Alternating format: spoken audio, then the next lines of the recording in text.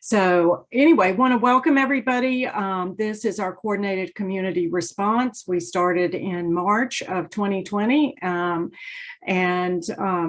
One of the first, I think it was actually a Youth Networking Alliance program, but one of our first things we did with Zoom in 2020 was to have Eric Fields and Ryan Oakes talk to us about serving tricities.org.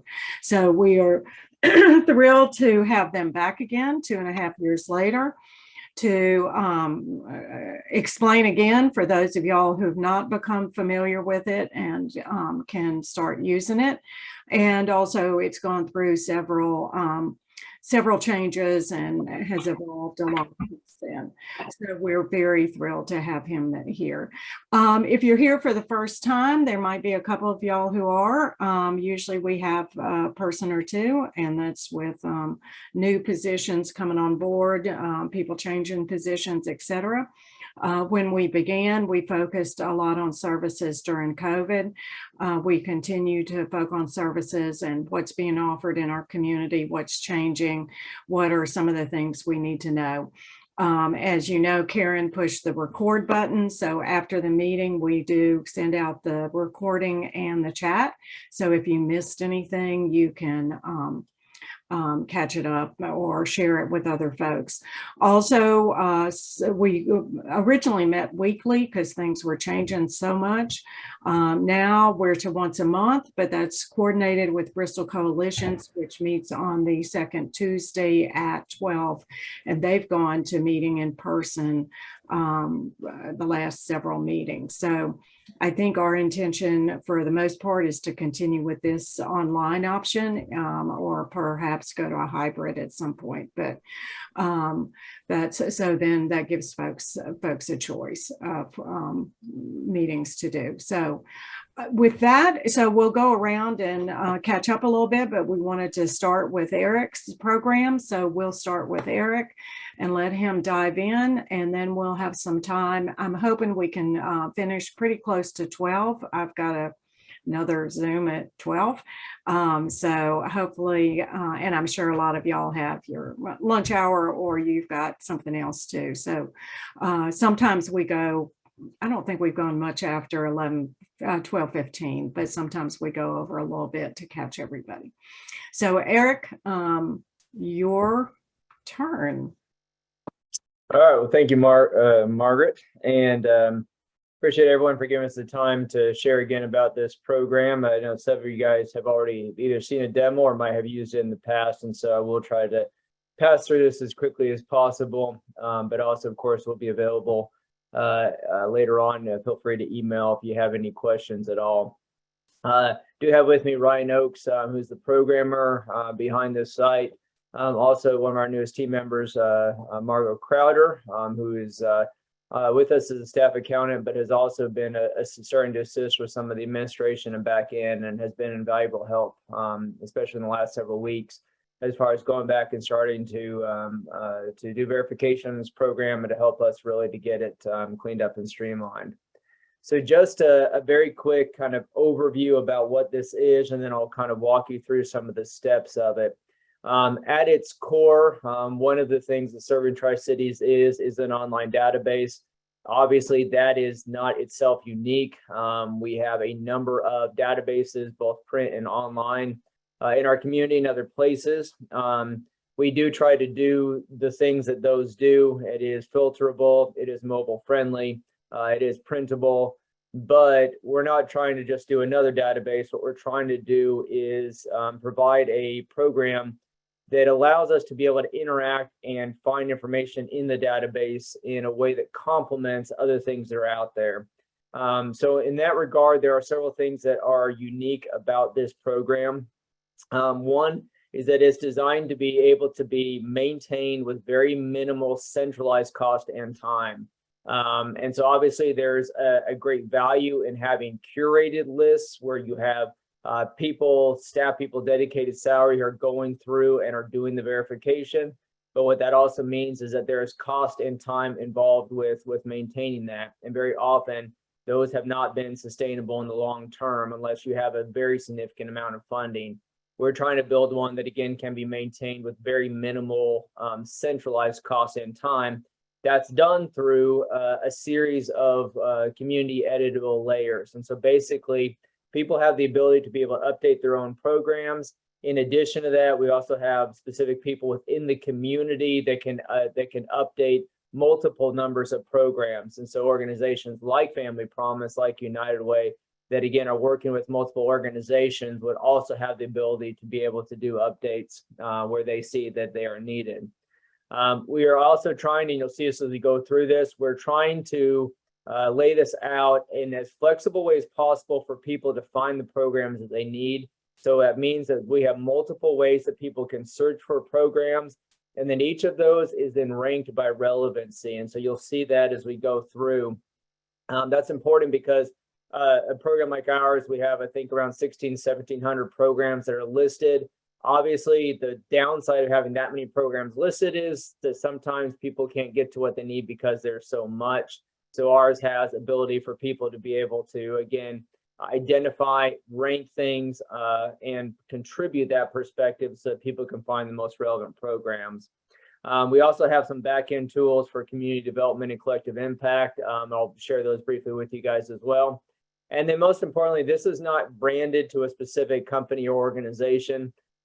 We want this to be something that, again, is owned. It belongs to the community. So that way it's something that everybody is eager and is comfortable sharing.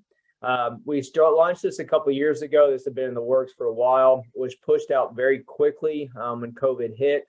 And some of you may have used it in the past. It was, well, basically, when you push something out quickly, it was something that was designed to be able to hold a couple hundred programs and did not work that great with the 1,500 or so we launched with. So Ryan had to then go back and basically rebuild this to scratch to be much more scalable. We launched that last year. We since then have been providing a number of updates, which you'll see on here. And now we're at the point that although this has been live for a couple of years, we really have not been promoting this just because we kept wanting to improve in it. And now we're at a point that, again, we're ready to really engage people in doing a focused push to get their programs updated, and then very soon to really push this out to the community. So with that in mind, I'll walk you through just kind of a 5-minute demo of this program. So servingtricities.org is the website. If you go to that, you'll see very early on, basically 2 main search buttons within the header here. If you click on the full program list, that'll take you to a full directory. Let me minimize this here. And so as you pull up the directory, you'll see that basically, you can have just a ton of different programs listed. You also see a map over here as well. You can do a number of things to be able to filter. For example, I can put it in zip code and then say I want to see programs only within 10 miles, and that'll filter for that. We've also added this new feature where we can click on this button and it will only show programs that have been confirmed within the last 120 days. That'll be important, obviously, because people may want to see things that they have the highest degree of confidence that they are up to date. Over here, of course, you will also see a map. You can blow that up, and then you can zoom in on that if you choose, and then you can also highlight different programs, and then immediately from there, you can even click on the provider page. As we go back here to the main list, you can also go to any one of these different programs, and then you can, again, search for these. And so you can click on this and you'll see deep information about it. You'll see the organization, and you can click on the provider. And then not only will you have the provider page, but also any programs that they have listed on there. If they have hours, you can have that in there.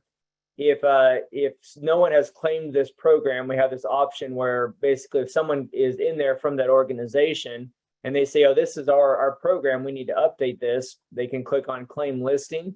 That will then bring up this screen where they just have to provide their information. So they'll submit to us, we will get them verified, and then they will be able to go in and start editing their own information. There also, I don't have any added onto that one, but there also are After there also are related programs. Scroll down to, I think this one may have some. For some reason, the right one's not coming up now.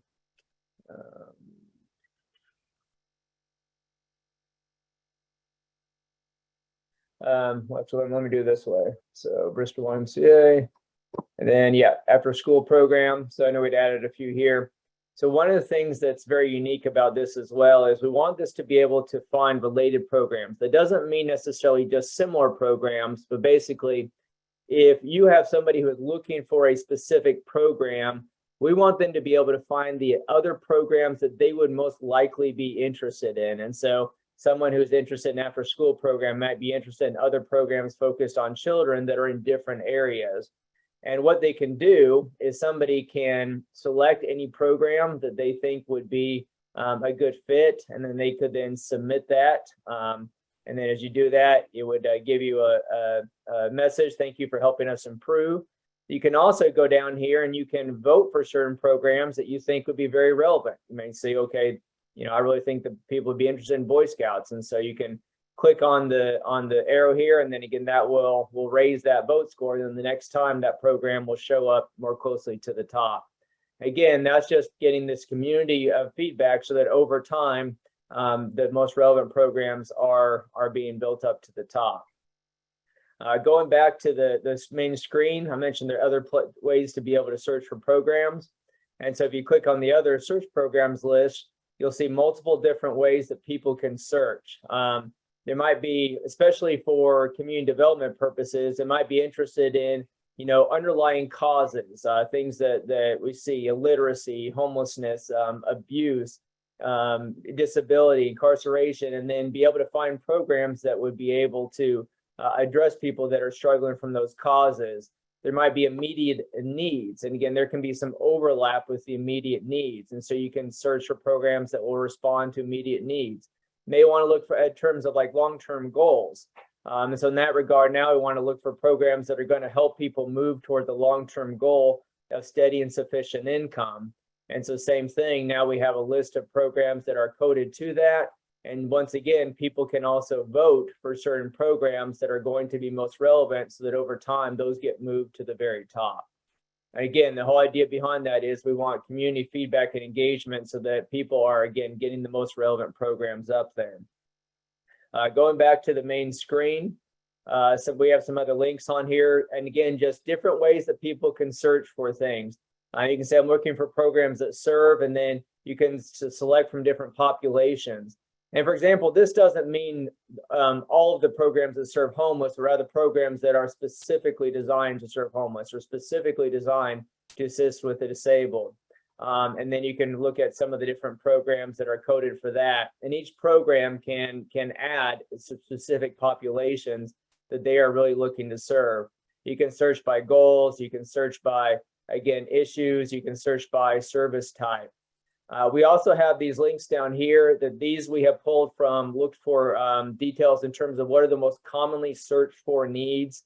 And so these were the 8 that we found from different databases. And so people can look for very specific ones. And for example, click on something that says provide food and meals, and takes them to different programs that will provide that service. And so, and that's something over time we can update, because that's just tied to again, that's just tied to other searches. And so over time, we might say, this isn't getting used, but here's another thing that people are often looking for, and we need to add that to it. Down here, we have some just outside sites. We don't want to duplicate anything. There's great child care finders in Tennessee and Virginia. We're linking to them. There's great job search sites. There's great resources for seniors transportation, great resources for veteran services. Again, we want to link to those things rather than try to duplicate them in our program. And then as you go further down, you will also see a full organization directory.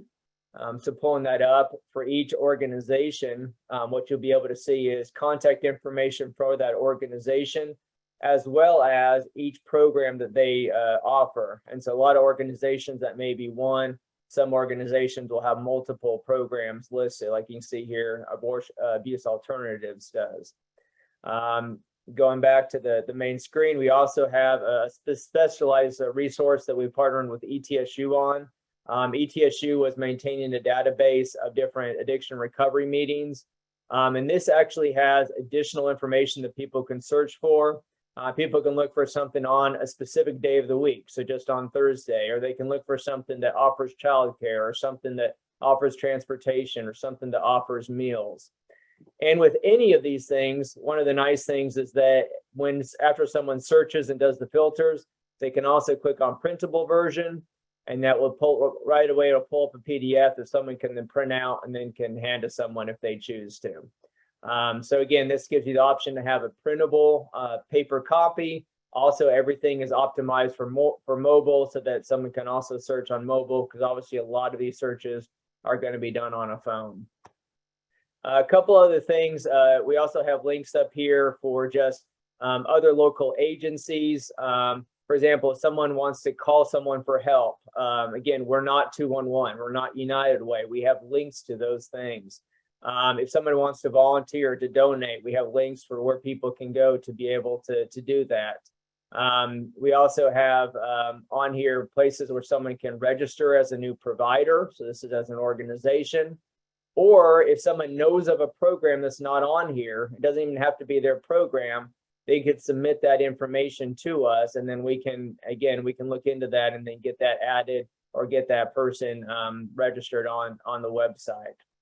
Now, I mentioned the other thing I'll hit on really quickly is I mentioned actually two more things. So I mentioned we have some community, basically development resources on the back end. These are not linked anywhere yet. We will eventually link them once we're ready for them to be used. But one is we actually have an account where you can look at numbers of providers, programs. You can do filters to see how many of those are verified within the last 120 days. You can look at a specific, zip code to see how many are within that. And then we're also working on it. We'll be able to then filter down to specific service types, issues addressed, so that if someone wants to say how many programs in Bristol are addressing, the goal of stable and sufficient income, we want to be able to see that number so we can know where there are holes at a community level. We also have a way that you can do a sort of visualization of how all of these things relate to each other.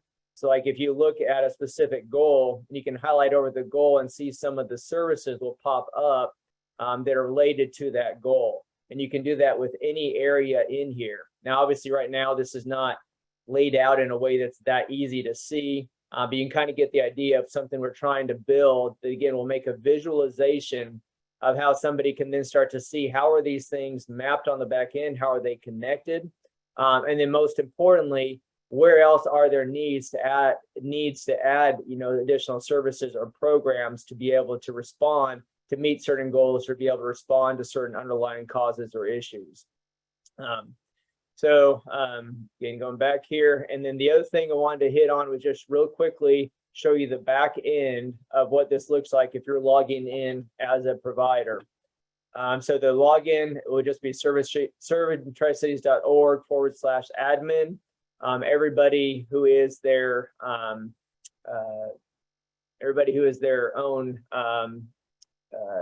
program editor will have their login. What's funny is now mine is just not popping up. Hopefully that'll work. Now it should. All right, so when you log in, you will see under your login, you'll see my providers as well as my programs. So like I think I have this one just linked to Bristol Faith in Action. So I can edit information for Faith in Action. It's pretty easy. Again, all you're doing is just updating information in here, entering in an email address.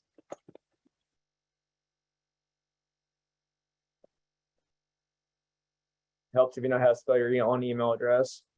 And then you can click update. And then if you want to update programs, this has the different programs that are listed. And what you can do is just for any one of these, you can click on edit. You can edit open times and close times for any day. You can edit the program provider.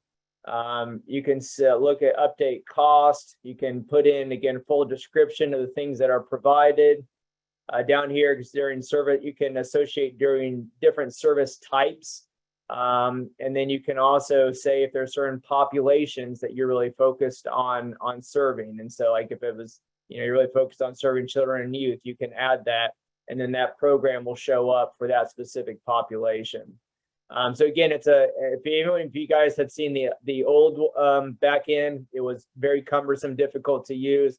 Ryan's really built a great, very intuitive system that's really easy to update going forward. So basically, as far as just kind of notes from that, we're constantly still trying to to update this and improve this, but we're at the point now where we think we have pretty much all of the features built in that we would really need to push this out. So right now, our focus is really just to get as many of providers as possible with their logins, that they're going in, updating their programs. And then going forward from there, just trying to make sure that this is streamlined as possible. If there are additional features that people need, we're happy to look at adding them. But the important thing to us is when we have other great, resources like Volunteer United, like Unite Us, like 211, like United Way, we don't want to try to duplicate what they're doing well. We just want to look at the areas that again, we can complement what they're doing. And then if there are other great resources, then we can just link to those. So probably just went a couple minutes over what I intended there, but just any quick questions? Hey, Eric, it's Brandy with Bristol's Promise. I don't have a question, but I want to put it in a great little plug for serving Tri-Cities. A lot of you all know that I'm involved in the Bristol Connect Workforce Sustainability Program, and I'm on site with partnered businesses. And this has been, while I know whenever we first started this, Eric, I had this huge Excel spreadsheet with all these resources that I graciously passed over to you guys, and you all have created this beautiful thing using mine and other resources throughout the community. But this has been so helpful. I can be standing on a manufacturing floor or, at one of our partner businesses, and somebody can come to me and say, hey, this is what I'm looking for. And instead of me trying to access Google Docs and all this stuff on my phone, I can go straight to this website. I can type in the area they're in, what they're looking for, and show them how to use this website themselves, and also, help them connect with those resources. So I really appreciate all the effort and the work that you all put into this, because it has been extremely helpful for me in my role. And I'm sure there are other people that feel the same way. So thank you all very much. Thank you. Sharon, you had a question? Sharon Dixon? Yeah, I did, and it's in chat too. I'm with the American Red Cross for Southwest Virginia. So I just wondering for all counties you serve in the Virginia part. We have, I want to say, so we haven't defined a very specific layer. Back in real quick, the idea is that, that basically this would be regional, but we can expand out. And so like we've registered servinghere.org. We may go to the point that, that we'll transition over to that. But because of the fact that this is community edited, basically, even if there is one platform that's like servinghere.org, we would still want to have this divided out by regions. Ryan, you may remember this. I think that we maybe had 7 or 8 counties listed in Virginia that we were intending to keep under this region. Do you remember?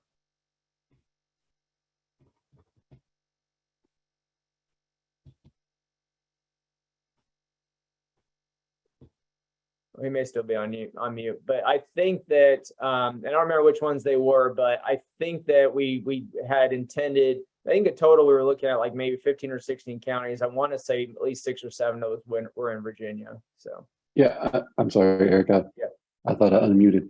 I think it was 8 counties that we were looking at in Virginia. Yeah. Is there a list I can go to find it? Because we do casework for after disasters. And it helps our casework to work with the clients that's having to go through recovery. Can I find a list of them? Yeah, we'll have to. We don't have that published anywhere. We'll have to pull that. But yeah, we can get that over to you. I can shoot you an email with that. Okay, I'll put my email in the chat. That's okay. Thank you. Thanks.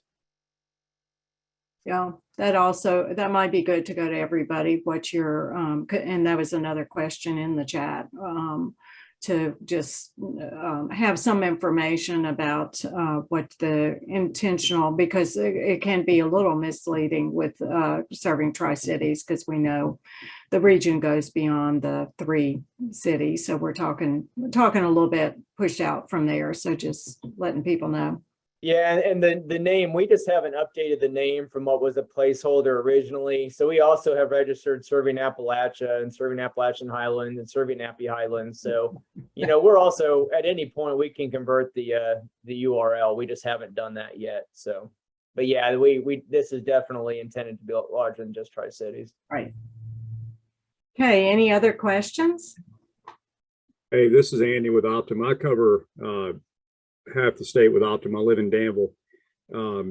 Obviously, this is a wonderful tool. I haven't seen anything this robust, in my opinion, out there.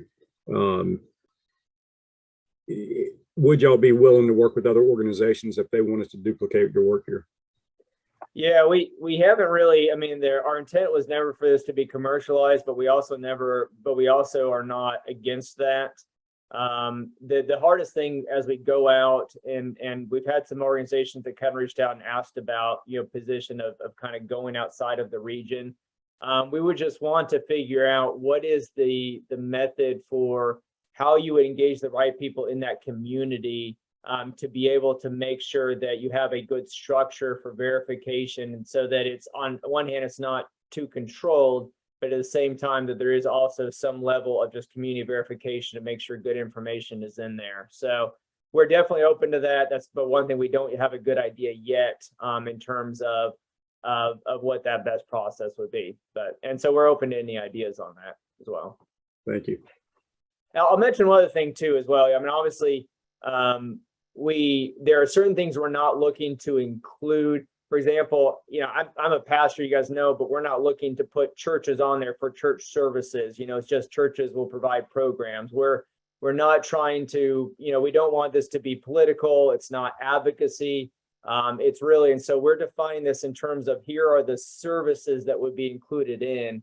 And that's one thing that we hope will allow us, as we roll out, just as we start getting questions of, well, this organization is just an advocacy group for something, and some people object to that. So as we've defined the services that are on there, we're hoping that will kind of eliminate some questions about what would and would not be included on the platform.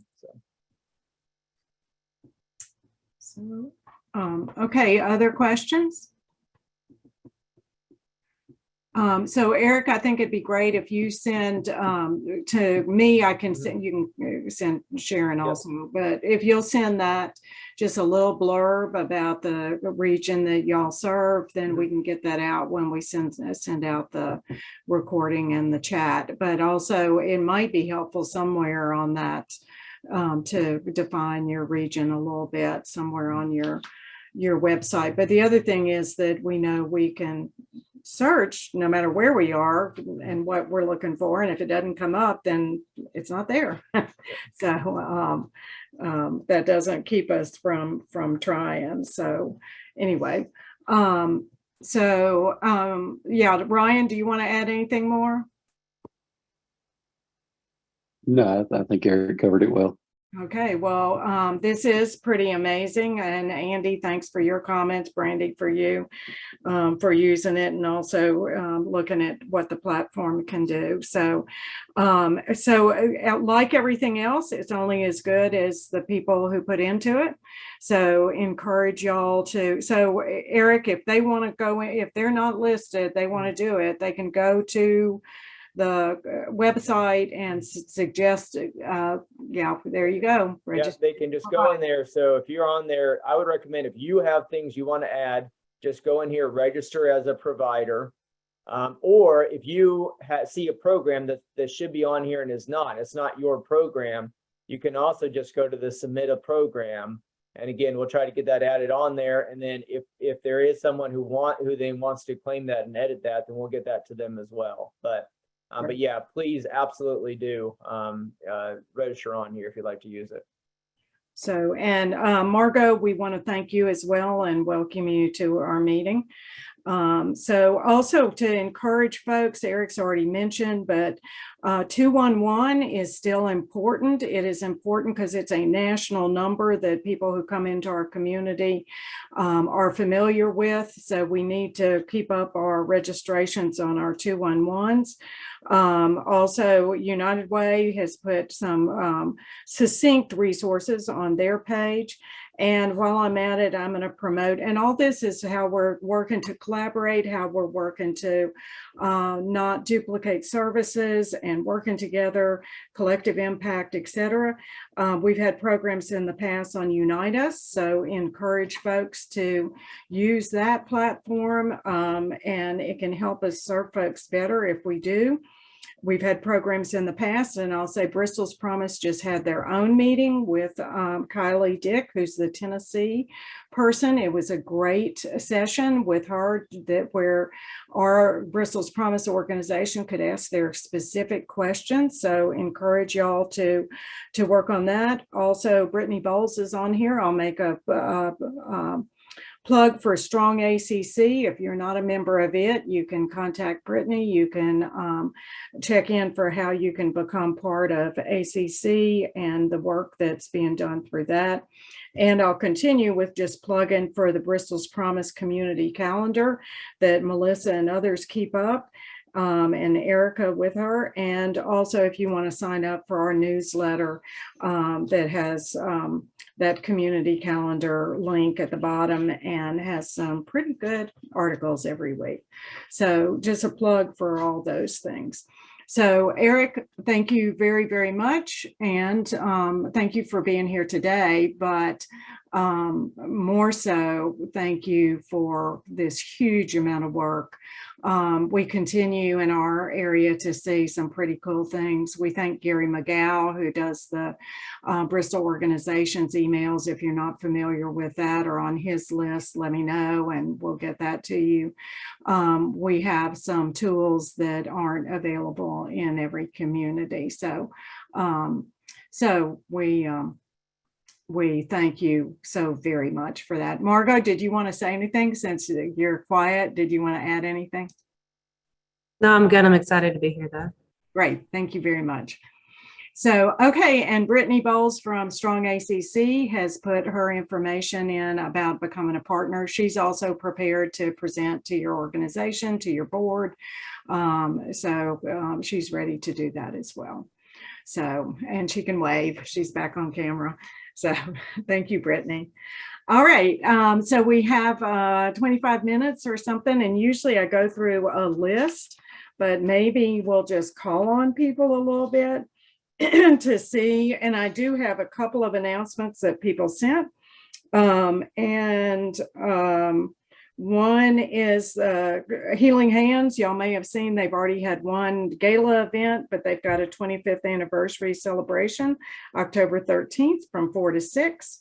So pretty cool that they've been here for 25 years with service. So, and I think we're all invited to go to that, and it's in their education center, which, as most of y'all know, that's their new building that they had.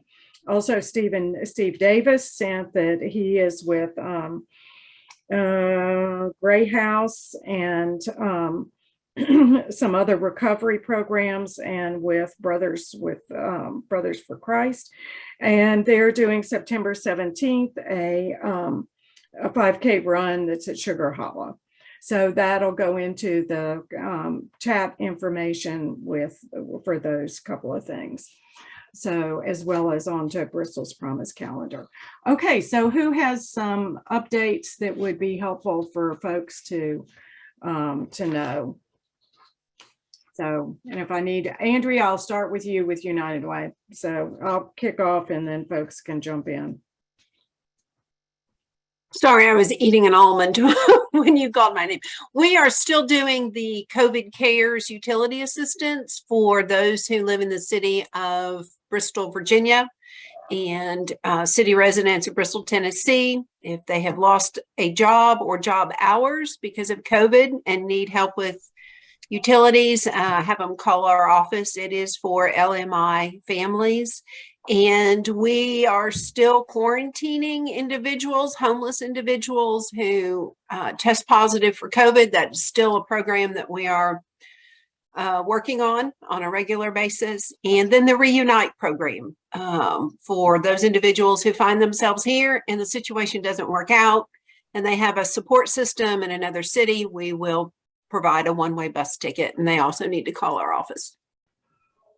Thank you, Andrea. I'm seeing Melanie Eisen. Can I catch you off guard and you talk a little bit about Sullivan County Anti-Drug Coalition and recovery? Sure. Let's see. We have International Overdose Awareness Days coming up next Wednesday, August 31st. There's lots of different activities going on throughout the entire region. The biggest one will probably be in Elizabethton at the Covered Bridge. Kayla Cobb, who's our new regional overdose prevention specialist who does the Narcan training and naloxone distribution, will be there in Elizabethton that evening, and they'll be having a visualite, a candlelight visual. I can't talk. I need more coffee this morning. And some other things going on. United Way of Greater Kingsport will be having a program at the Farmers Market in Kingsport at 4 o'clock that day. And I'll be at the library in Kingsport from 1 to 3 that day, also giving out medication lock boxes and other information. We do have our SCORT team, the overdose response team. For those who've overdosed and we get those reports, they'll go out and meet those individuals and try to help them to get to the recovery resources that they need. We have the SIM grant, which is out of the working out of the jail. So if folks are leaving Sullivan County Jail, they'll help them get to treatment so that they're not at risk for overdosing as they get out. And we also have our pretrial diversion, which is getting going. Now we have 7 clients going through pretrial diversion. So that's a really good program that has been trying to get going for the last year. So we've got some progress there. So. Okay, thank you. Okay, who else? I'm going to call on people. So Health Department, April Wilson, I see you. I'm not sure who else is here from Health Department. Do you have something to update us? Yes, and I apologize. I am a little under the weather. But as far as updates, we want to encourage people to start thinking about getting their flu shot. Typically, people wait until a little bit later in the fall to get them. But with the weird flu season activity throughout the summer, people can go ahead and get it whenever they feel ready. We don't have our doses in yet, but commercial pharmacies do. And there will also be a bivalent booster coming soon, pending FDA and CDC approval. So stay tuned for more on that. We're also encouraging Virginia residents to take and share the CHA survey, and I will put the link in the chat for that. And then also, we do have a CHW position open, and I'll put the link in the chat for that. So if y'all know anybody that is interested, they can apply through that link. That is all I have. Great. So, and just the CHA is Community Health Assessment, correct? Yes. And CHW is Community Health Workers. We know we've been having more folks, and that's what Bree Burke is doing, and frequently have some other folks on here, which is just a huge addition to our community, the community health workers. So yes, if everybody can put some stuff as we're speaking, go ahead and use the chat. And again, that's going to go out with the recording. So put any of your things in the chat. Sharon Dixon, do you have anything from Red Cross? Yes, we're gearing up for hurricane season. We're already started discussing that there are some storms out in the Atlantic that's probably going to hit over Labor Day weekend. So if you hadn't thought about building a preparedness kit, now would be a good time to think about it. As you know, Buchanan County, we got hit pretty heavy over there. We're taking care of the residents, but we also had responses for Tazewell County and also Wise County. And home fires never stop.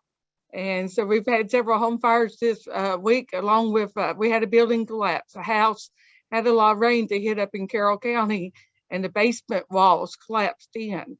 And some of you might not think that'd be something the Red Cross can help with, but yeah, we can. We can offer immediate assistance and also recovery as to how this family's going recovery. So we work with our partners, which y'all are a great partner for us to work with on that. The other last thing I'll talk about is that we had 2 fatalities 2 weeks ago Sunday over in Wise County. And for that, we're there to help immediately, but we also do financial assistance for fatalities. We do $1,000 to the family next to kin for that. And that's something a lot of people hadn't heard about. But we're also got the family is happily to work with us that we're going to do a sound alarm event, which means we're going to go out into Wise County and be able to go through neighborhoods and install free smoke alarms in that county. And we're working with partners over there. So if you think there's something that you would like to partner with us on, give me a call. I'll put my email in. Well, my email's already in the chat, but we love to partner with people to be more out in the communities. And that's what we need to do, all of us, is to let people know what we're here for. So thank you for the time to speak. Great. Cindy Rocket, Crossroads. If she said she was unable to chat right now. Okay, thank you very much, Karen. So, okay, cities, Christina, Ellen, do y'all have things? Hey guys, good morning. So we have submitted our annual action plan to HUD. We did that back in June, but they have not approved our plans. So sub-recipients are still kind of waiting to get reimbursed, and we haven't been able to get any new money to start on new programs yet. So we're kind of in a holding pattern. Eric, I just signed up for Serving Tri-Cities for our housing rehab program here at the city. So thank you for your PowerPoint. Andrea already talked about the COVID CARES partnership, but I will say that Tennessee in particular, I can't speak for Virginia, but we have not had the utilization on that program that we were hoping for. So again, just to reiterate what Andrea said, please send folks if they've had COVID and actually been financially affected via couldn't work or something. That makes them eligible for our program. So we definitely want to help those folks. And we're here if you guys have any questions. And Christina, originally when we started it, we thought we were kind of on the other side of COVID when those monies became available. And certainly there's still so much COVID out there that's affecting people's lives. So yeah, it doesn't have to be months ago. It can be yesterday. But documentation is critical, like it is for everything else. That sometimes that's overbearing, but that is what it is with government programs, any programs. So Ellen, do you want to add anything on Bristol, Virginia side? Yeah, usually it's same old with Christina, but we're a little bit different. We did get approval for our action plan and finally got a grant agreement from HUD. So we're moving forward, and I wanted to let sub-recipients that we have, they'll be getting their contract soon. And that's for public service and infrastructure improvements for this program year. And just awesome. The same old with, I know. I'm sure yours is coming soon. But anyway, that's about it for now. Okay, and just a reminder to everybody, so we know we're confusing because we're in 2 states, but for our housing, it makes it even more confusing that Bristol, Virginia reports to Richmond and then to Philadelphia, and Bristol, Tennessee reports to Knoxville and Atlanta.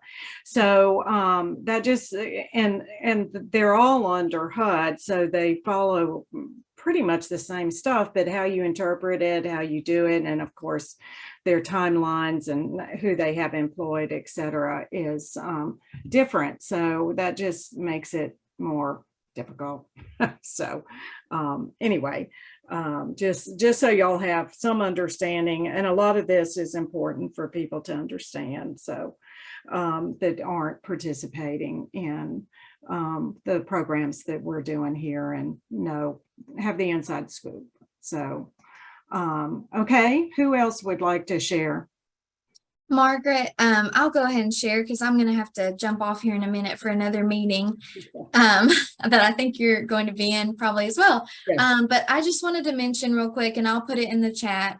We have a few events coming up. So on September the 6th, that's the first upcoming event. We have our Strong Kids Forum at the Bristol Motor Speedway. And that's a partnership between Speedway Children's Charities, the Strong ACC, and Ballad Health in Nicewanger. And this time it's on the dangers, do's, and don'ts of drug use and social media. So those meetings are a lot for youth serving organizations, usually school systems, educators.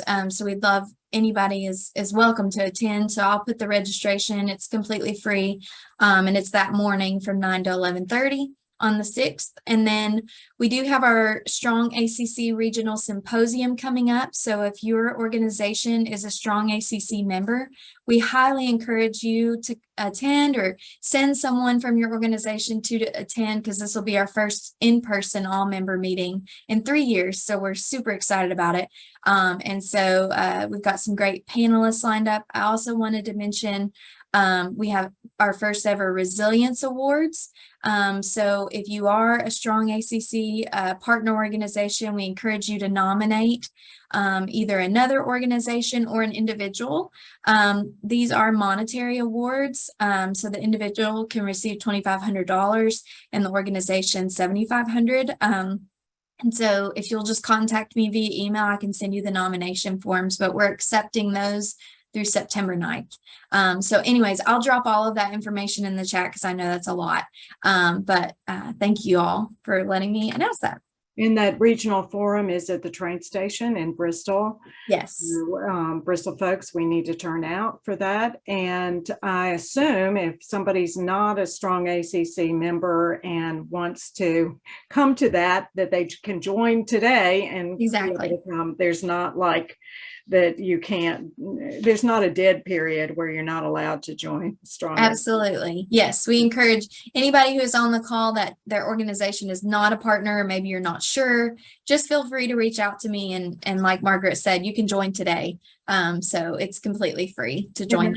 There's a list of the folks who've joined that are on their website. Yes. So again, this is how collective impact and collaboration works, is that we all identify and work together. So and sometimes that becomes more involved and takes more time. Sometimes it's just being listed, keeping up with what comes through your email box, participating when it's convenient. So there's different levels, but it also means that we all have the common goal of strengthening and improving the lives of folks in our region. So Tina, I saw you unmuted. Go ahead. I have a couple of things. Tomorrow, the Northeast Tennessee chapter of the National Association of Black Social Workers will sponsor an event at the DP Culp Center. It's tomorrow from 12 until 2. I think that the online registration has closed, but they will be accepting registration at the event. And the focus will be on discussing trauma from and ACEs from the lens of the African-American experience. So that will be tomorrow. And then also at Bristol's Promise, the month of October, there will be a focus on PACES Awareness Month.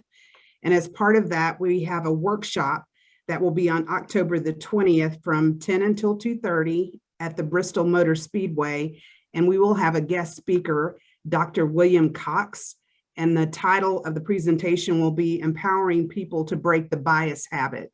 Now, his work is evidence-based, and he's been featured on NPR, the Washington Post, the New York Times, and the Harvard Business Review. So I'm hoping that maybe Melissa can drop the link for folks to register for the event, but we're real excited about that. And again, it's October the 20th.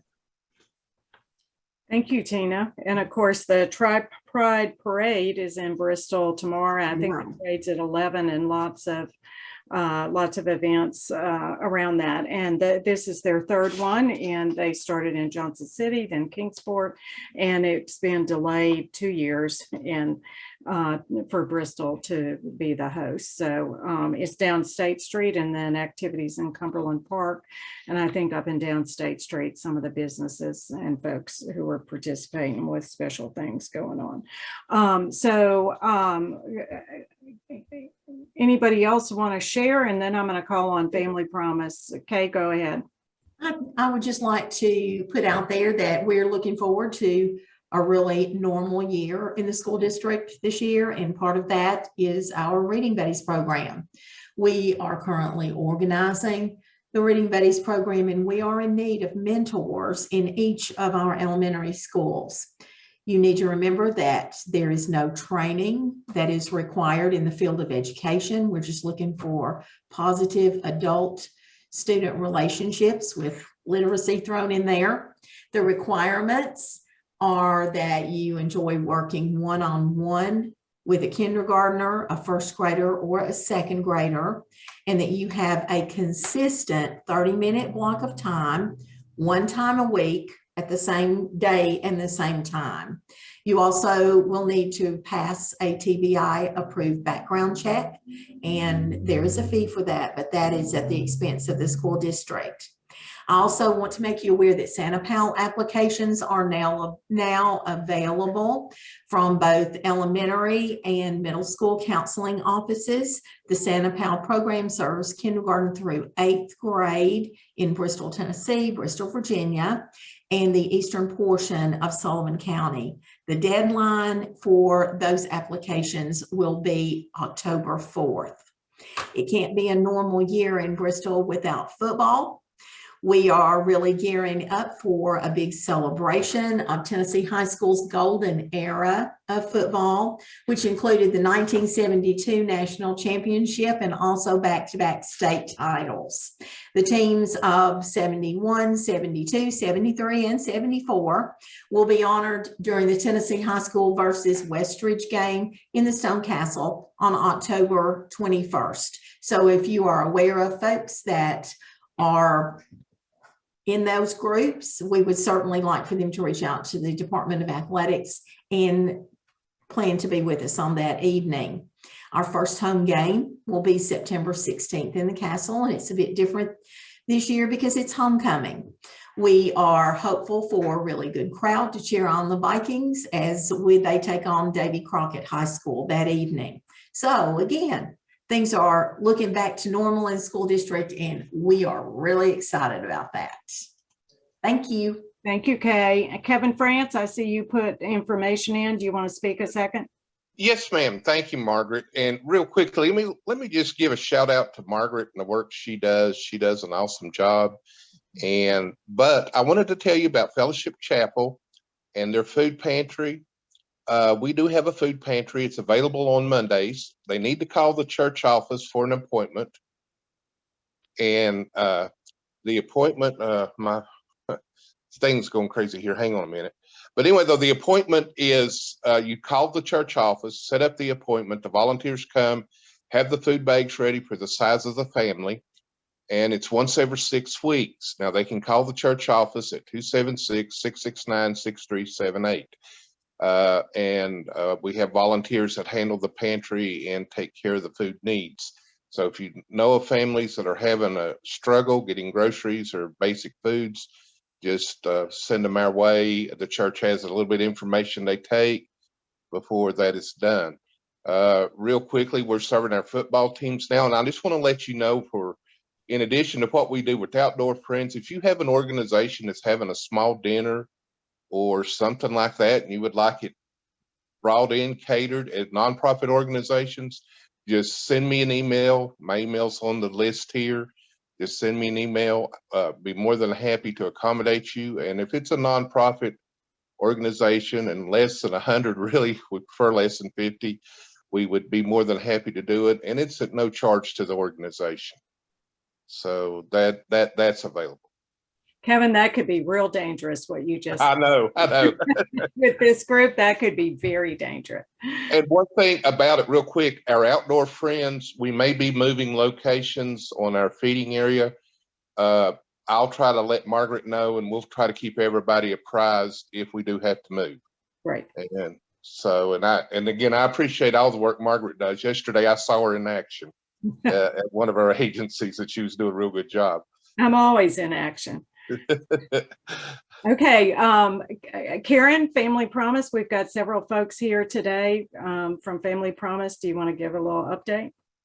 Sure. So we are providing day services at the Salvation Army on Tuesday, Wednesdays, and Thursdays from 9 a.m. until 3 p.m. We are seeing quite a few guests there, typically between 25 and 40 per day. And we're seeing a large need for case management. And most of those needs are, of course, housing, healthcare. They need help getting documents, benefits, and just, of course, basic needs. So water, lunch, that sort of stuff. So we have been referring to quite a few of you guys that are on this meeting today, but we are still providing those services. So send people our way when you encounter them.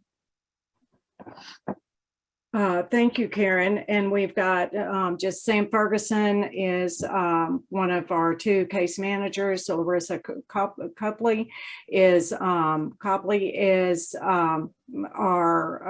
program support specialist. Also, she has been certified in SOAR, which some of y'all are aware, that's helping people get their Social Security and disability lined up with their application that is frequently hard to do and also denied. Oh, I see Brianna too. I missed her. Sorry, Brianna. She's our other case manager. So we just began July 12th. We're still learning, but we did our first 6-week report. We're really pleased with where we are. We still are looking for volunteers. We have a training, and we know it's not something that is for everybody. So we want to be sure when we orient volunteers that they can know what to expect and that it can be a good experience. Appreciate everything with that. Also, we're going to be having a Night Without a Bed fundraiser that National Family Promise does that we'll link in with. We'll get our materials together. That's something that church youth groups could do. Different groups could do, and it's somehow acknowledging being without a bed. It does not mean that you have to necessarily sleep outside, but to do something activity and link it to what it's like to be without a regular home. One of our clients at the day services the other day said, "Y'all are really like home health for the homeless." And isn't that pretty funny for people without a home to have home health? So anyway, okay. And Melissa and Bristol's Promise team, what do y'all have to fill us in on? So I think we put a whole lot of it in the chat. The other one that we didn't announce, I don't guess, is the State of the Schools that we do annually for the Bristol, Virginia Public Schools and Bristol, Tennessee City Schools. We'll have Dr. Annette Tudor with Bristol, Tennessee, and Dr. Keith Perrigan. And that event is going to be in person at the Bristol, Virginia School Board office. It is on September 22nd from 12 until 2, and I posted the Eventbrite link in the chat. So we hope that you all will join us. Everything else I think we've announced or put in the chat. I think we're in good shape. Great. Yeah, so that event is annual. We began it, I don't know how many years ago, and usually we have a pretty nice turnout of folks this will be the first time in person. We're going to attempt to see if we can make it a hybrid or at least put it on Facebook Live or something, but we're not there yet. So if you want to participate, try to come if you're able to, and then we'll hope to be able to do that. It also should be even made more interesting. Some of y'all may have been at United Way Regional Kickoff, and Dr. Perigin and Dr. Tudor are the campaign chairs this year, and they made quite the hit with their back and forth. So a little of that, and especially this time of year, as Kay said, with football, it's that THS and VHS rivalry on the football field that was touched on with the two of them. So anyway, so we're hoping it's great to catch up and see what our schools are up to, et cetera. So, all right, anybody else? And Andy, do you have anything to add? You participated early with your thanks. We appreciate that. The only thing is the unwinding process for Medicaid. Just encourage anybody that you know that is on Medicaid to update address. The unwinding process has been pushed back some, but still it's an important thing that needs to happen. Thank you. Yes. All right. Anybody else?